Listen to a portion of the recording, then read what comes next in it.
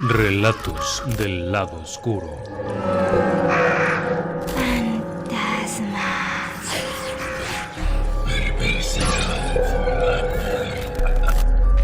Relatos del lado oscuro.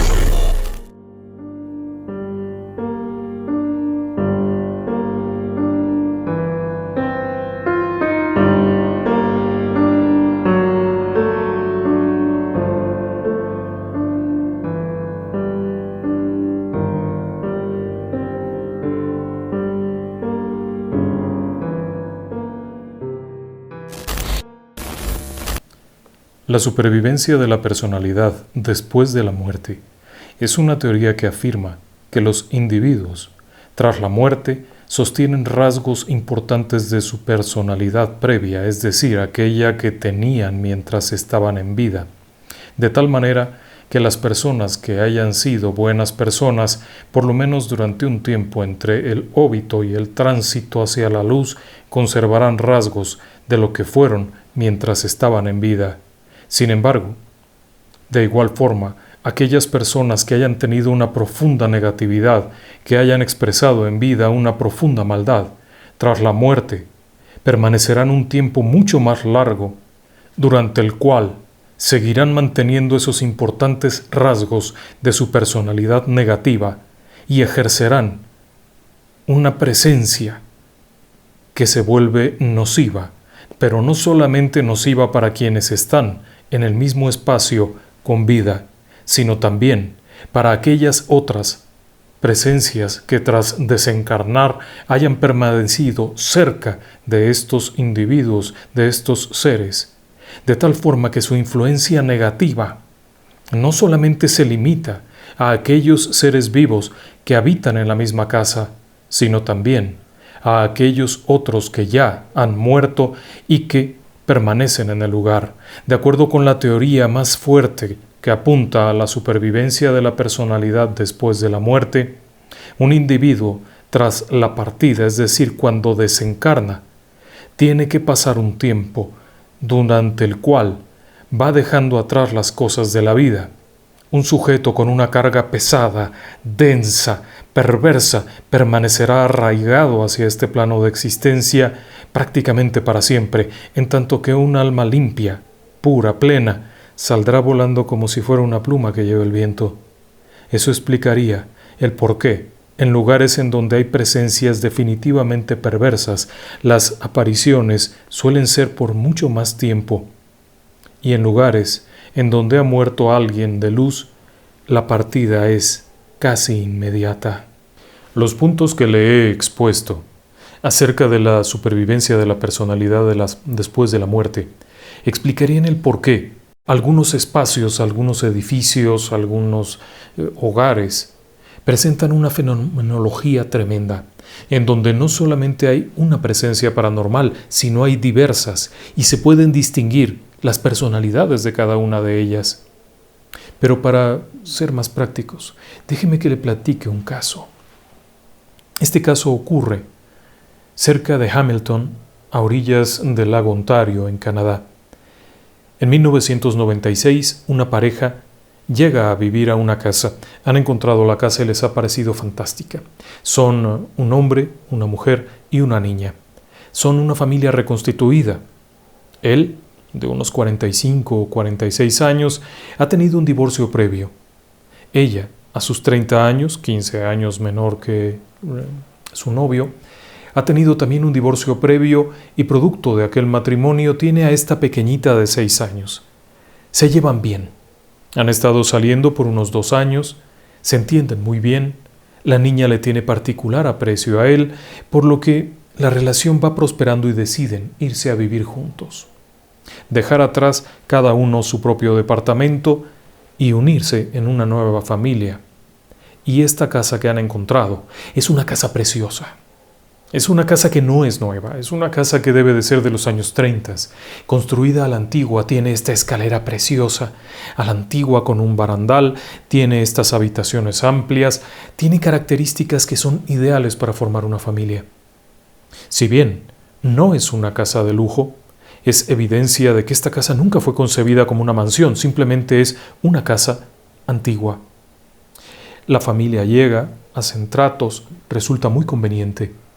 Así que sin pensarlo más, hacen un voto de amor entre ellos y se mudan a vivir juntos. Pero la casa conserva muchos secretos y muy pronto se irían revelando poco a poco. Desde los primeros momentos, su llegada a la casa no es exactamente bien recibida. El primer día, mientras están bajando cajas y acomodando cosas, están acompañados por una pareja de amigos. Mientras realizan esta tarea de descargar cosas, acomodarlas, se percatan de un detalle. En la casa se llegan a escuchar por momentos los pesados pasos de alguien que camina y se acerca, pero cuando volteas no hay nadie. Es una casa de madera, por lo tanto el entrepiso es un piso de madera gruesa, envigado por abajo con un plafón falso. El sonido de alguien que camina es inconfundible. No hay mucho lugar a errores, como por ejemplo pensar que pudiera tratarse de ratones o de alguna instalación. Sin embargo, la pareja que está encantada con la casa y la niña que está fascinada con tener este espacio hermoso que además tiene jardines, decide inventarse la excusa clásica. Es una casa vieja, son sonidos propios de una casa vieja. Así es que continúan con aquello. Su amigo, que está ahí con ellos ayudando, es una persona que tiene alguna preparación en el terreno de lo paranormal. Así es que él se percata de que los sonidos no son del todo razonables. Aún así, prefiere no amargar la fiesta y siguen con aquello. Durante los días siguientes, las cosas siguen muy bien. La pareja se entiende muy bien. Les encanta vivir juntos. La pequeña está encantada de despertar y verlo ahí a este nuevo padre. Pero al mismo tiempo la casa no parece que esté muy contenta con ellos, porque hay momentos en los cuales se pueden escuchar ruidos que provienen de una habitación en la que no hay nadie. Ruidos de cosas que han caído, una puerta que se cierra, y después vienen estas bromas pesadas, como a mitad de la noche abrirte una regadera y dejar que chorree el agua alocadamente para obligarte a despertar e ir a cerrarla. De pronto, también llegan a ocurrir estas cosas como estar durmiendo tranquilamente y que alguien te encienda las luces. Se interpreta todo como instalaciones viejas. Se hace venir un técnico que revisa, un fontanero que revisa. Se hace todo lo que se le ocurre a una persona razonable y lógica, que no tiene la más mínima idea de lo que está viendo. Pero después de eso, comienzan los otros pequeños fenómenos, como por ejemplo el objeto que no debería de estar donde está. El niño. Ella suele cuidar un bebé eventualmente. La pareja tiene una posición económica razonable. Él trabaja en la construcción y en asuntos inmobiliarios, trabaja muy cerca de la casa, así es que están muy bien. Pero ella eventualmente cuida el bebé de una amiga. Hace de niñera. Es un chiquilín de 2 años, un encanto. Pero se ha percatado de algo curioso. A veces, cuando lo acuesta en su corralito para que tome la siesta, ella tiene mucho cuidado de no dejar objetos a su alrededor que puedan lastimarle la carita o algo, pero cuando regresa, los objetos están ahí. En ocasiones, el pequeño ha terminado de tomar su botella de jugo, ella la retira, la pone en un mueble, pero un instante después, cuando regresa, el bebé vuelve a tener la botella. En otras ocasiones se ha percatado que el niño sonríe y juguetea con alguien que ella no ve. Pero en ocasiones, el pequeño despierta sobresaltado, gritando, llorando, de forma muy impactante. Todo esto aún durante el día. En ocasiones, la situación se vuelve todavía más extraña porque ella escucha cómo llora el niño. Está haciendo algo en la parte de arriba y el pequeño está abajo en una zona soleadita, cálida, y cuando baja corriendo porque ha escuchado al niño llorar intensamente, como si algo grave hubiera ocurrido, cuando llega el bebé está totalmente dormido tranquilamente, pero apenas llegar donde esté el bebé, arriba en la planta alta escucha a su propia hija de 6 años hablar con alguien. Cuando intenta regresar, la niña ha estado jugando felizmente. Este tipo de juegos comienzan a volverse incómodos, cansados. Se vuelve tedioso el que de pronto crees que alguien ha llegado y no ha llegado. pero al mismo tiempo son una pareja valiente, porque no quieren perder esta casa que tanto les gusta. Y aquello pudieran ser confusiones, eventualmente algún momento de distracción y pensó que esto estaba aquí o allá, pero al mismo tiempo van ocurriendo otras cosas. Una mañana, domingo por la mañana, es temprano. De pronto, el novio se incorpora un poco de la cama, algo lo ha despertado, mira y hacia el vestidor, donde también está el baño, observa salir a una mujer con el pelo corto, envuelta en una especie de sábana como si acabara de salir de ducharse, que avanza en otra dirección. Da la vuelta y se vuelve a acostar a dormir. Piensa que su esposa, en este caso su novia con la que vive, ha salido del baño, por lo que no le preocupa mayormente y se vuelve a acostar a dormir. La imagen ha sido bastante clara, bastante nítida. Sin embargo, cuando él se levanta un rato después y baja por una taza de café, se encuentra a su pareja sentada en la mesa, en pijama, con el pelo enredado, leyendo una revista. Cuando le pregunta qué pasó, por qué se volvió a poner la pijama, ella responde: nunca me la he quitado. Pero saliste del baño, no entraste a tomar una ducha. No entré a ningún lado. En cuanto desperté bajé para leer y tomar algo aquí, pero yo no he vuelto a subir. Después vienen los problemas con la niña. Un buen día, la pequeña de 6 años viene corriendo a preguntarle a su mamá si no ha visto una de sus muñecas favoritas. La madre le responde que no. La última vez que la vio estaba en el juguetero. Son muy ordenadas las dos, así es que cuando la pequeña termina de jugar o ya no quiere seguir jugando, recoge sus muñecos y los coloca ordenadamente en una preciosa juguetera que le ha hecho su padre adoptivo. Es un dispositivo que perfectamente coloca todo para que se vea muy lindo, pero ese día en particular ella está segura de que la ha colocado. Pero la muñeca no aparece. Tardaría varios días antes de que la encontraran. En un sitio totalmente diferente, en la planta baja cerca de la chimenea. No se había quemado ni mucho menos. La muñeca estaba sentadita, con la ropita muy acomodada, como si alguien hubiera estado jugando con ella. Pero entonces ocurren algunas cosas raras. Por ejemplo, un día, una vecinita, también de la misma edad, viene a jugar y están encantadas. Afuera hay unos juegos que les han habilitado. Cuando terminan aquello y se cansan un poco, vienen, beben un vaso con jugo y se van a la parte de arriba a seguir jugando con las muñecas. Están encantadas de la vida, en lo que una platica, la otra le contesta con sus muñecas y están alegando, cuando de pronto un muñeco, un Ken, es decir, el novio de Barbie, comienza a moverse por sí mismo. Ambas niñas lo están viendo, cómo se incorpora y hace un movimiento. Y después comienzan a escuchar ruidos raros. Ambas niñas salen corriendo de ahí, la amiguita sale disparada para su casa y no vuelve. Las agresiones posteriores fueron más notorias. Los fenómenos iban creciendo, como suele ocurrir, es decir, aumentando.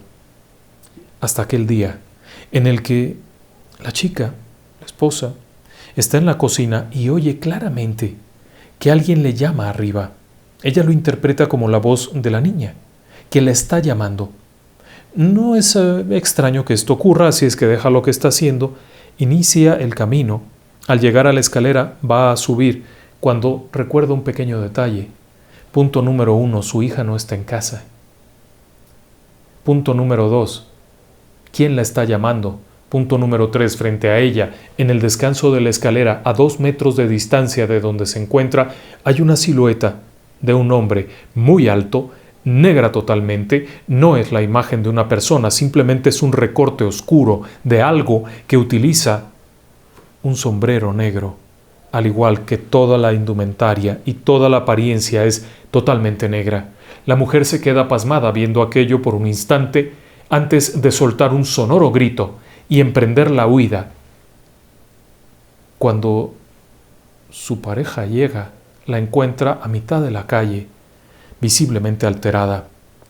La chica no puede explicar exactamente qué.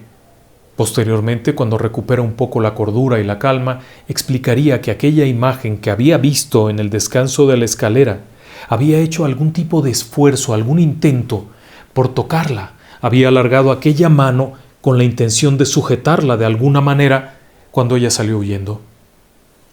Las agresiones posteriores se centraron principalmente en ella.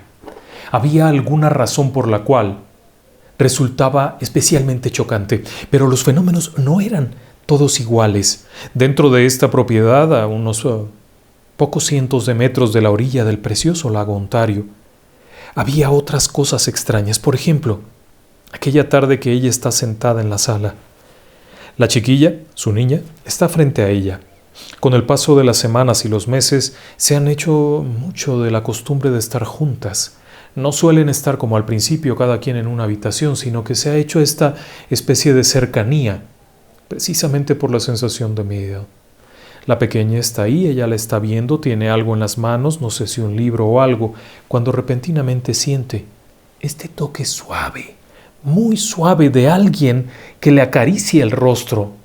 Es una sola mano, suave, es una caricia, y le acomoda un poco el pelo. Cuando ella reacciona y mira a la niña que está ahí, siente el espanto y alcanza a distinguir algo que se mueve, pero no es la figura negra aquella horrible, sino algo suave, algo claro que se mueve rápidamente hacia el fondo, a una parte de la planta baja en la que hay un baño. La sensación ha sido triste, extraña, pero al mismo tiempo no era agresiva. Los fenómenos continúan ocurriendo ahí y, casualmente, aquel amigo que había ayudado durante la mudanza, quien, por cierto, se dedicaba a la investigación paranormal, o por lo menos trabajaba en esto, había comenzado a recopilar estos testimonios. Él y su esposa habían ido en varias ocasiones a la casa, se habían percatado de ciertas cosas e incluso habían sido objeto también de alguna agresión cuando diversos objetos les fueron lanzados una y otra vez. Inclusive a uno de ellos lo habían abofeteado. Los fenómenos dentro de la casa eran conocidos incluso por los vecinos, quienes en más de una ocasión habían visto cosas muy raras. Ellos recordaban un incidente en el cual, cuando volvieron a la casa, el vecino de la casa que está más cerca, que son prácticamente una sola casa dividida en dos, salió rápidamente para advertirles que alguien había entrado. Momentos atrás, cuando el vecino regresaba de caminar, había visto en la ventana de la habitación del frente, arriba, una imagen que era muy clara.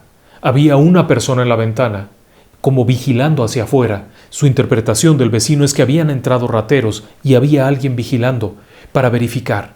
Inmediatamente él había corrido para llamar al 911, es decir, a la policía. Mientras están ahí, aparecen los policías, quienes revisan la casa de punta a cabo sin encontrar ninguna llave abierta, ninguna puerta violada, nada. Todo estaba en orden y no había nadie dentro. Al preguntar cómo era la persona que habían visto, la descripción resultaba por demás preocupante. La descripción era de una jovencita, no una niña, no una adulta, una jovencita, en la ventana, con un adorno en el cuello. Algo moderno. No era una aparición de ropa victoriana, ni mucho menos, algo moderno, con el pelo recogido atrás. Aquello era raro. Aún así, dado que habían hecho un gasto importante, prefieren seguir ocupando la casa. Su amigo les comienza a ayudar a investigar un poco los antecedentes. Descubren que la casa es de los años 30. Pero no solamente eso, sino que la casa pertenecía a una construcción mayor y era una especie de lugar de alojamiento, no solamente para empleados de una finca mucho mayor que estaba cerca, sino para personas que llegaban de visita. Por lo tanto, no era una casa como tal, sino un alojamiento. Más allá, a unos metros, se encontraba una antigua casa muy espectacular que había sido también parte del conjunto. Ahora estaba dividida en dos y frecuentemente había cambios de personas. Esta casa había estado en alquiler muchas veces y muchas veces había sido desalojada en periodos cortos de tiempo, a pesar de que las rentas eran discretas y la ubicación privilegiada. Conforme siguen adelante, llega un momento en el cual las sensaciones dentro de la casa van desde un repentino frío intenso hasta la sensación de miedo, pero no del miedo propio, sino del miedo de alguien más. Era una sensación que se describía como si alguien te pasara su miedo, como si supieras que alguien le está pasando muy mal y está ahí contigo. En otras ocasiones, la figura negra también fue vista, en más de una ocasión. El momento crítico ocurre cuando la chica, la mamá de la pequeña de 6 años, está en la cocina. Es tarde, es de noche, su pareja no ha llegado todavía del trabajo, la chiquitina está sentada en la sala de estar viendo la televisión. Ella escucha claramente cómo alguien entra a la casa, lo que le hace pensar que es su pareja. Y le da gusto saberlo. Cuando voltea a ver, no hay nadie, la puerta está cerrada, nadie ha entrado, le pregunta a la niña responde, no ha llegado nadie. Cuando se da la vuelta para seguir lo que estaba preparando sobre la mesa de la cocina, tiene enfrente, a 1 milímetro de ella, aquella masa negra, aquella figura humana negra de sombrero que está justo ahí y se le atraviesa literalmente, la toca, siente esa sensación de hielo por toda la cara, los brazos, todo. El espanto es tal que cae de espaldas. El golpe hace que la niña venga corriendo a ver de qué se trata. Pero obviamente ya no está aquello, lo que hubiera sido. Unos días después, y gracias a la intervención de su amigo, reciben la visita de una mujer muy mayor. Es una sensitiva, una mujer que percibe las cosas. Ha estado muy enferma, por eso no ha podido ir. Cuando llega, viene asistida por 2 mujeres más. Se sientan en la parte central de la casa. Se acomoda aquella mujer y les pide que por favor hagan una oración previa, se tomen de las manos y pidan la protección del cielo y de nuestro Señor, y que con la bendición divina y la presencia de todos los ángeles comenzarán a ver qué es lo que ocurre ahí. Aquella mujer entonces se coloca en una posición dada y unos instantes después cierra los ojos, permanece con las manos en una posición, acto seguido abre los ojos nuevamente y comienza a ver a su alrededor. Y comienza a hablar con alguien que solo ella está viendo porque los demás no. Pero lo primero que dice es, pequeña, ¿qué haces aquí? ¿Por qué no has partido? ¿Qué haces aquí? Eres muy joven, no debes estar aquí. Lo entiendo, pero no es tu culpa.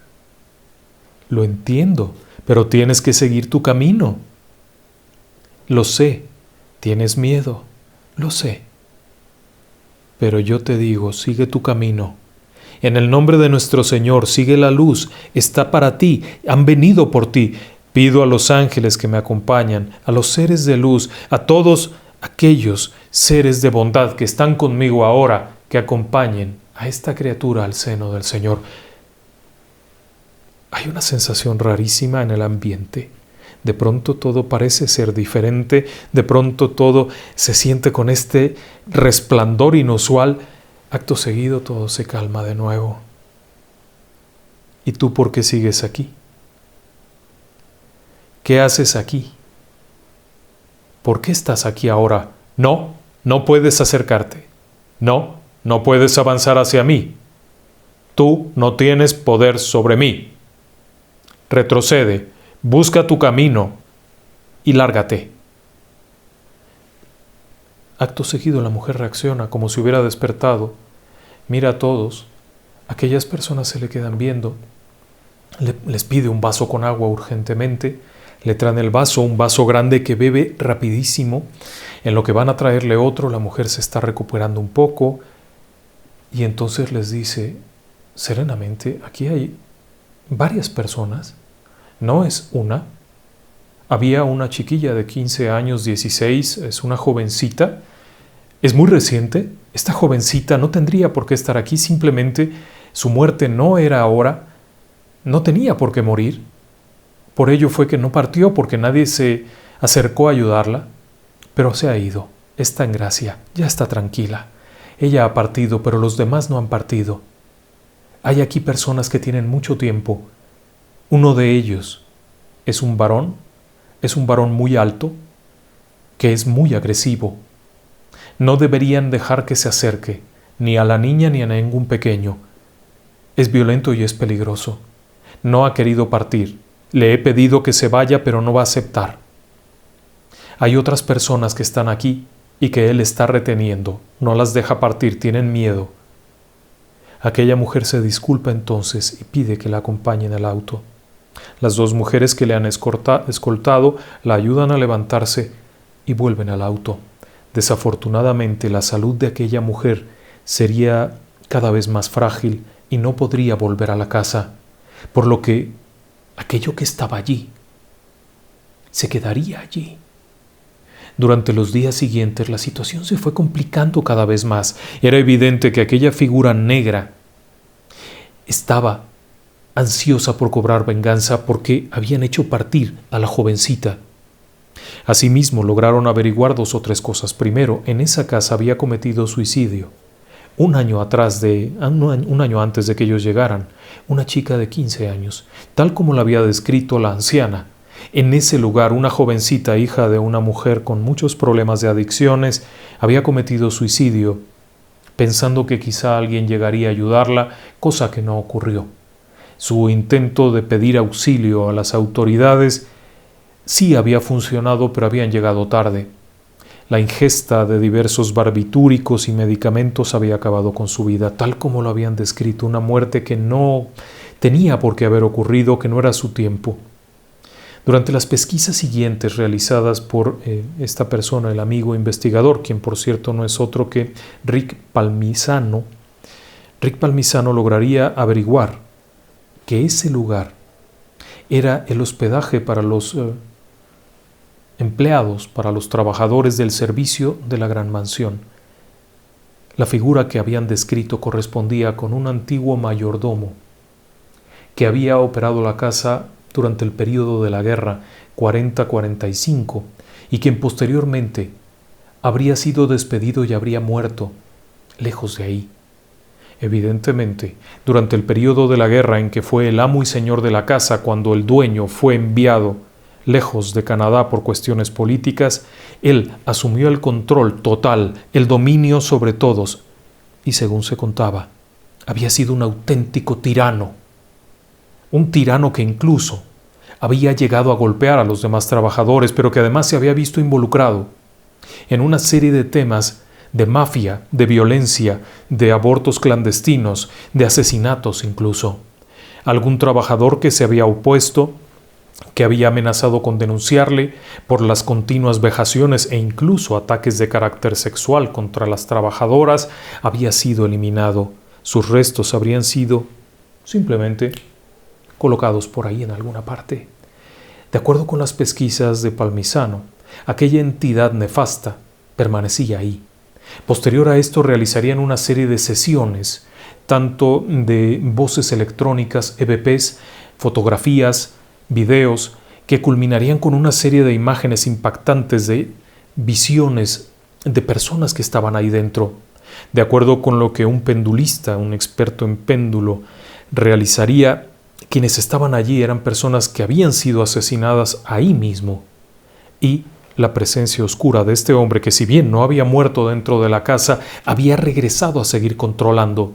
Pero además, había un tercero, un espíritu que había regresado a la casa, que había encontrado ahí sus mejores años y por deseo de llegar a un sitio seguro, a un lugar agradable, había vuelto y había caído en esta trampa, en esta especie de dominación. La pareja lograría concebir un bebé. Cuando meses después el pequeño nace, la situación se vuelve insostenible. Las agresiones ya no solamente son contra la esposa, sino específicamente contra el bebé. Es obvio que aquella presencia nefasta se daba cuenta que este bebé significaba todo en la vida de estos dos y por lo tanto las agresiones iban para allá. La pareja tendría que abandonar la casa. Durante los meses siguientes seguirían las investigaciones, revelando más detalles acerca de lo que ahí había ocurrido. Sin embargo, a pesar de esto, no encontrarían evidencia clara. Lo encontrado allí sería condensado en varios libros. La investigación es sorprendente y refleja esto que le platicaba yo: la supervivencia de la personalidad después de la muerte.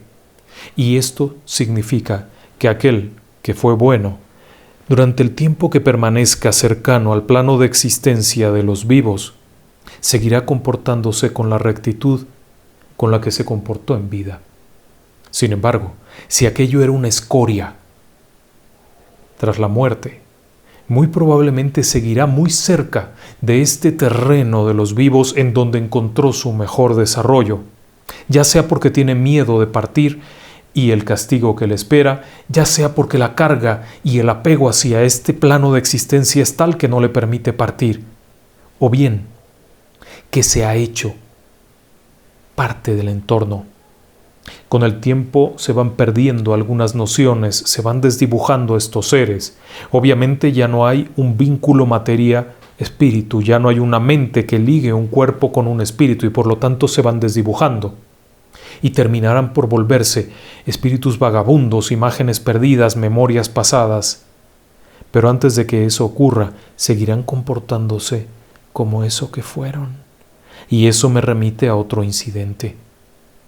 Ese incidente ocurrió aquí, en México, en una parte del altiplano, en la ciudad de Puebla, en la capital, en los años 2002-2003 más o menos. Una familia se muda a vivir a un antiguo convento. Había sido en algún tiempo casa de una agrupación de monjas. El objetivo no era que se fueran a vivir ahí, sino que lo cuidaran. Eran personas dedicadas al trabajo de la construcción y este inmueble iba a ser reconstruido, trabajado para una serie de oficinas y espacios. Cuando llegan ahí, les asignan en la entrada la parte que era originalmente la portería y hacia adentro, este inmueble enorme que ocupaba un amplio espacio no era un inmueble colonial, había sido construido en los años 20. Así que tendría unos 80 años. No habría sido exactamente un edificio colonial antiquísimo. De hecho, el edificio había estado en desuso en los años 30 durante un periodo muy negro de la persecución religiosa, para posteriormente en los años 40 en adelante volverse a ocupar. Y ahí es donde ocurrió algo. Cuando estas personas llegan consigo 2 o 3 niños, llevan consigo su perro, su gato, todo. Se han mudado prácticamente a vivir. Al principio, lo primero que ocurrió fue que el gato reaccionaba de forma huraña. Lejos de ser curioso y andar por ahí entre los jardines que había dentro, convertidos en matorrales y hierba, el gato permanecía todo el tiempo dentro de aquel pequeño espacio, la portería, la antigua portería. El perro solía aullar largos periodos de tiempo durante la noche y en ocasiones rascar frenéticamente la puerta, queriendo entrar a la habitación. En más de una ocasión, el papá salía a ver si no se había metido alguien, pero resultaba muy difícil que alguien se metiera. Las paredes exteriores eran altísimas, había rejas de acero en cada ventana alrededor y parte de la construcción ya estaba en muy malas condiciones. ¿Quién se metería? El portón principal de acero era inexpugnable. Después comenzaron las cosas raras, como aquel día que la pequeña, una chica de unos 8 o 9 años, viene corriendo a decirle a su mamá que las monjitas están allá atrás. Sabían que aquello había sido un lugar para monjas. Sabían que seguía siendo propiedad y que iba a haber algo ahí. Así es que cuando viene la niña y le dice, mamá, hay una monja allá atrás. La madre piensa, bueno, alguien vino, mientras yo no vi, quizá están haciendo un recorrido, quizá están viendo los arreglos, oh santo cielo, qué pena, y yo con el delantal toda mugrosa. La señora se acomoda un poco, se limpia las manos y va para atrás a ver qué es lo que ocurre. Cuando llega, ahí no hay nadie. Cuando regresa hacia la puerta está cerrada, nadie ha abierto. El esposo no estaba en ese momento. Cuando regresa le comenta y le dice, bueno, pues si tú no abriste, nadie más pudo haber abierto. Intenta ella abrir con la llave y es difícil y hace mucho ruido. Posterior a esto, la niña ya no va para allá. El hermanito de unos 7 años tampoco quiere ir para allá porque dice que a veces oye que alguien le habla. También en ocasiones oyen cantos. Ellos piensan que es una iglesia que está prácticamente cruzando la calle a unos metros. Pero aquella tarde que regresan de ir a unas compras, la iglesia está cerrada y nadie está cantando. Cuando entran, se puede escuchar los cantos. Los cantos vienen de diferentes partes. El sonido es preocupante. Se meten en su habitación y se encierran ahí. En el tiempo que estuvieron pudieron ver no solamente aquella figura de una monja que cruzaba, sino en una ocasión pudieron ver varias imágenes juntas. Una madrugada, el perro estaba increíblemente inquieto. De pronto los niños comenzaron a llorar también. Incluso la más grandecita comenzó a llorar, espantada. Algo ocurría allá atrás porque se oía de pronto golpes como si alguien cerrara una de las viejas puertas de las celdas. Había celdas, pequeños cuartos donde habría en su tiempo una cama. Había poca comunicación entre ellas, así es que estaban cerradas, abrían, cerraban, se golpeaban.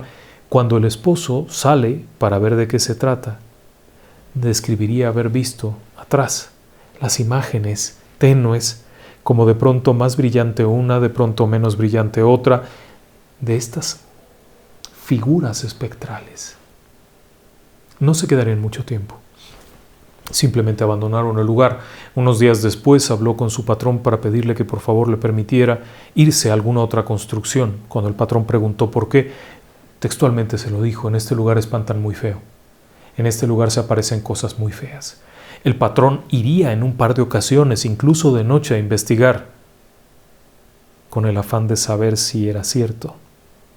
Déjeme comentarle que no solamente le dio trabajo al velador en otro lugar, sino que él mismo tuvo que ir a que lo ayudaran un poco.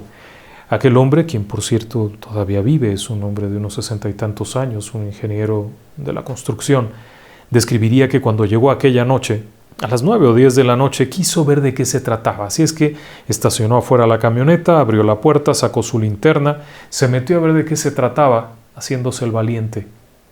Describió haber visto lo mismo, aquella silueta un poquito blanca, como transparente. Al fondo, al iluminarla, se podía ver el haz de luz de la linterna al fondo contra la pared y aquella imagen que cruzaba sin alterarse. Otra que parecía acercarse, como si lo estuviera viendo. Él aseguró que esto, cuando se dio cuenta, le causó una arritmia cardíaca que por poco lo mata. Tuvo que salir corriendo, jaló la puerta, dejó ahí tirada la lámpara. Durante los días siguientes, aquello desencadenó un malestar tremendo en el hombre. También tuvo que tomar algunas precauciones. Según él contaba, existía una relación nefasta entre una mayora, una de las jefas, y las chicas más jóvenes, a las que solía maltratar, insultar y hacer todo tipo de vejaciones y castigos, bajo la premisa de que no tenían fe. Según se contaba, todavía en los años 60, aquella mujer seguía controlando la vida de estas chicas hasta que un buen día, en un capítulo que es una reunión que tienen entre ellas, comenzaron a acusarla de los diferentes problemas que había. En el lugar había habido varias personas fallecidas y posteriormente fallecerían otro par de más por cuestiones naturales, no es que las hayan matado ni nada. Se cree que aquella presencia castrante, tóxica, de la antigua monja sigue ahí, o por lo menos seguía ahí. Es de señalar que previo a la habilitación y todo lo que usted quiera, aquellas personas contaban haber contratado a un personaje muy particular que conocían y que era un curandero, una persona que hablaba con los espíritus. Lo habían traído de Guerrero, según contaban, y él se había encargado de ayudar a que las personas que estaban ahí atrapadas siguieran su camino y a que aquella que resultaba la tóxica, la que detenía, se fuera a donde tenía que irse. Años después, el lugar remodelado y muy arregladito, muy bonito, sigue siendo un lugar en donde con frecuencia las personas aseguran sentir cosas raras. Un contacto en la cara, un empujoncito, oír un rezo, oír a alguien que con una especie de rosario golpea como desesperada, como ansiosa, una puerta que se cierra, alguien que te desconecta la computadora y así los fenómenos continúan. En fin, la idea es que tras la muerte, en ocasiones, sobrevive parte de la personalidad del individuo y esta personalidad que ha sobrevivido, evidentemente, si la persona fue una escoria en vida, ¿qué puede usted esperar tras la muerte? Muchos saludos, Para Brigitte Tamaori, que cumple 51 años, una felicitación muy grande. Iván Castro y sus padres que nos escuchan frecuentemente, les mandamos un fuerte abrazo a todos ellos. Ana Karina de Sen Arribillaga, un fuerte abrazo, muchas gracias por escribirnos. Fidel Reyes, quien saluda a su esposa Aide, le mandamos un abrazo a ambos, gracias por escucharnos en familia. Y Lina, quien acaba de cumplir años ayer, le mandamos un fuerte abrazo. A Dana Vargas Nucci, que nos acompaña, junto con Carla Nucci, que es su mamá, les mandamos a ambas un fuerte abrazo. Nos da mucho gusto saberlo. En fin, habrá tiempo de seguir platicando de estas cuestiones. Yo me despido de todos ustedes deseándoles muy buenas noches y que descansen en paz.